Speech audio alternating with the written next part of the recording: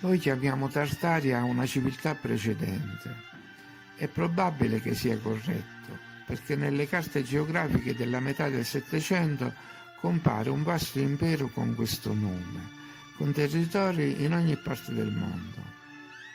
Poi il nome viene cancellato dalle mappe e Tartaria viene volutamente confusa con Tataria o Tatarstan e si stabilisce l'esistenza di un pericolo mongolo-tataro che forse non c'era, costituito da popoli minori che vivevano nelle steppe dell'Asia centrale o in Crimea. Ma non sono la stessa cosa. Chi erano dunque i costruttori delle opere e dei monumenti sparsi in tutto il mondo? Erano i discendenti di quella Tartaria che vediamo raffigurata nelle carte del Settecento e poi cancellata, o qualcosa di diverso? I ricercatori russi sono convinti che si tratti dei loro antenati e che Tartaria fosse la civiltà slava che governava il mondo prima del tradimento degli zar, i quali, alleandosi con le potenze occidentali, si sono impadroniti dell'eredità culturale e tecnologica dei loro progenitori. Una popolazione ancora vitale, ma che fu distrutta con una lunga guerra.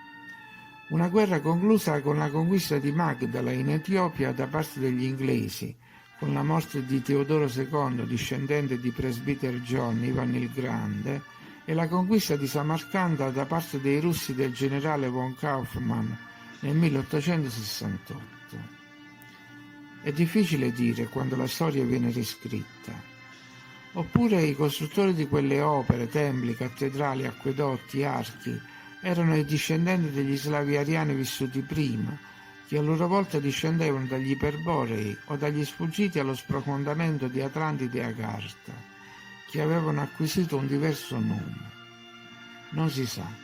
Lo sanno forse i possessori di 30 chilometri di biblioteche nascoste, ma non si sa di preciso, come non si sa contro chi abbiano veramente combattuto gli americani per prendere possesso di un territorio su cui si trovavano già cattedrali e palazzi, cupole e colonnati. A parlare di questo passato evanescente ci sono solo le opere, quelle non distrutte, tutte quelle costruzioni con le stesse caratteristiche che si trovano sulla terra intera. Opere imponenti che sfidano il tempo, ricercate, festose, piene di vibrazioni energetiche e persino inossidabili per quanto riguarda le strutture in ferro. Uno stile definito di volta in volta classico, neoclassico, neogotico, palladiano, barocco, rococò, vittoriano, coloniale, indo-saraceno. E dispiace non conoscere chi fossero gli architetti o se fossero solo programmatori di fresatrici giganti o assemblatori di strutture prefabbricate, e se c'era un imperatore o un consiglio supremo, oppure solo un amministratore delle risorse, e se c'era ancora uno Stato o erano evoluti al punto da non dare più nomi alla forma di governo. Era comunque una civiltà che costruiva palazzi ricercati e chiese piene di misticismo, canali e ponti, viadotti e ferrovie, metropolitane e tram. Nella sola India ci sono ponti con ferrovie risalenti a 140 anni fa. Nella sola India ci sono 40.000 ponti. È naturale che dopo la caduta queste conquiste imbarazzassero i vincitori. Molte cose dovevano sparire perché troppo ingombranti e difficili da spiegare.